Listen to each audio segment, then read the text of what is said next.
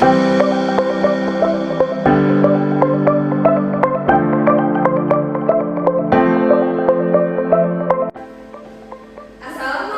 warahmatullahi wabarakatuh. Selamat pagi anak-anak ibu semuanya. Apa kabar kalian hari ini? Ya, alhamdulillah ya.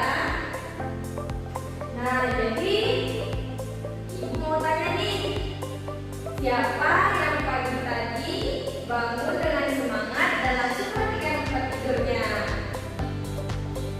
Ya, bagus ya. Jadi kita itu harus disiplin ya anak. Nah, jadi siapa aja nih yang gak masuk hari ini? Ibu absen terlebih dahulu ya. Anissa Nurrahma hadir ya. Dina Romatika hadir.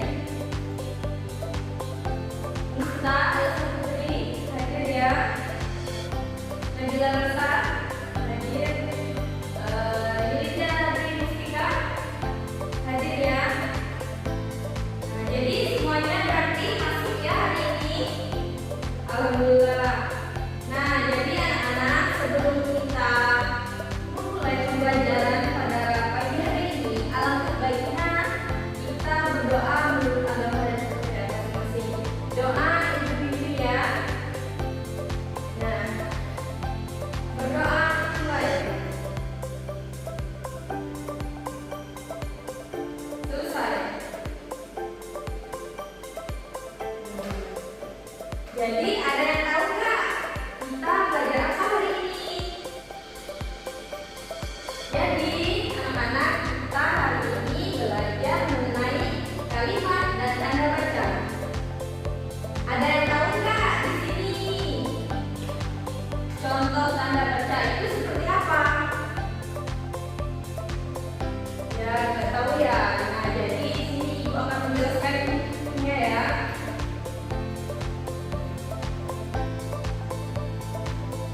Yang pertama itu mengenai pengertian kalimat. Jadi kalimat itu adalah satuan bahasa yang mengandung pikiran utuh dan diakhiri dengan tanda baca tertentu. Kalimat terdiri dari subjek, predikat, dan dapat dilengkapi dengan objek atau keterangan untuk memperkaya maknanya. Nah, jadi anak-anak, berikut ada juga unsur-unsur kalimat yang harus kalian mengerti semua ya. Yang pertama itu ada subjek, predikat, objek, dan juga keterangan. Nah, selanjutnya mengenai jenis-jenis kalimat.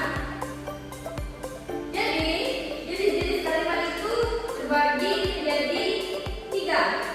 Yang pertama itu kalimat pernyataan, yang kedua ada kalimat pertanyaan, dan yang ketiga ada kalimat perintah.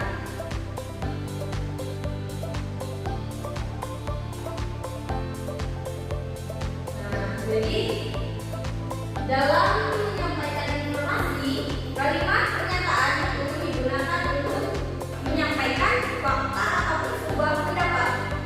Contohnya, setiap daerah di Indonesia memiliki tradisi, bahasa, adat istiadat, dan kostum yang menarik. Nah, selanjutnya tentang kalimat pertanyaan. Kalimat pertanyaan ini untuk memperoleh jawaban dan biasanya diakhiri dengan tanda tanya. Nah, contohnya seperti apa? Misalnya, kapan upacara bendera itu dilaksanakan? Jadi kalimat kerja menggunakan tanda tanya.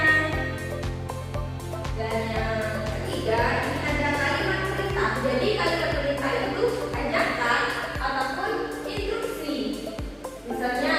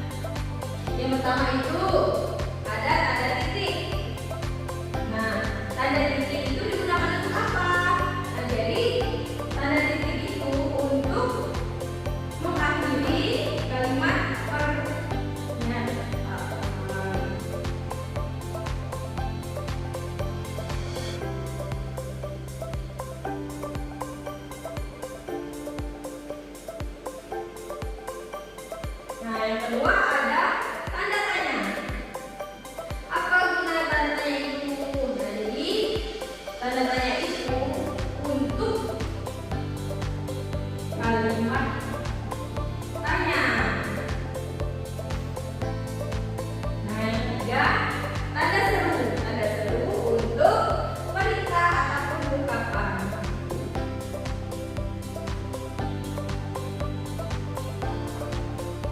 Nah, jadi selanjutnya kembali. Nah, kita sudah sampai di siswanya. Jadi anak-anak, kalian tahu nggak? Jadi materi yang ibu sampaikan ini mengenai apa? Ya, benar. Jadi dapat disimpulkan pembelajaran kita hari ini mengenai kalimat dan tanda baca. Anak-anak pastinya sudah mengenal 3 jenis tanda baca ya. Yang pertama itu ada kalimat titik, yang kedua tanda baca perintah, dan yang ketiga kalimat untuk mengakhiri tanda tanya. Nah, jadi dapat disimpulkan pembelajaran kita pada pagi hari ini mengenai kalimat dan juga tanda baca. Jadi anak-anak semuanya sudah tahu kan apa itu macam-macam kalimat dan juga tanda baca. Nah, ada beberapa. Yang pertama itu ada titik yang digunakan untuk mengakhiri kalimat pernyataan, dan yang kedua itu tanda tanya untuk mengenai kalimat pertanyaan, dan yang ketiga tanda perintah untuk perintah ataupun ungkapan. Nah, terima kasih kepada anak-anak semuanya. Mudah-mudahan ilmu yang kalian dapatkan pada pembelajaran pagi hari ini bermanfaat. Baiklah, Ibu Akhiri